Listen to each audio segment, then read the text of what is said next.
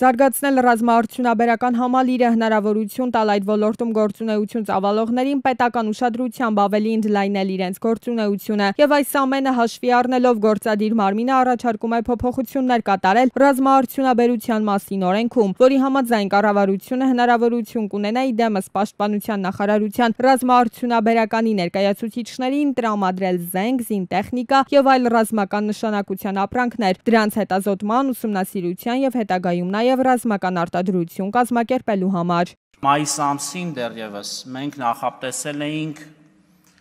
տաղատեսակ զինատեսակներ, ռազմամթերք, լրամասեր փոխանցել 1 տասնյակից ավելի ռազմաարդյունաբերական ընկերությունների, որոնք մի քանի նպատակով են դրանք ստանալու համար մեզ դիմել, մասնավորապես նոր տեսակի նոր զինատեսակների արտադրության եւ դրանց պետական փորձարկման տանելու նպատակով,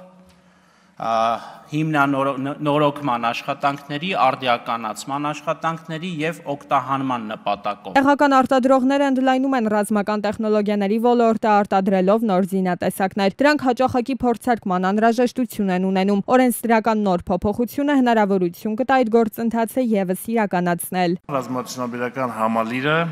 շատ հաճախ կարիք է ունենում զենքի զինամթերքի ստացման պաշտպանության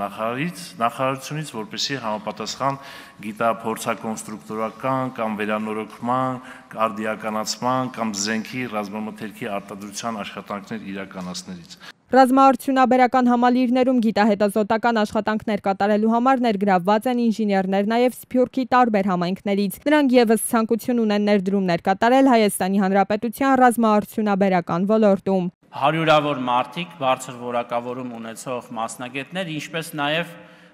այս ոլորտում նաև իբրև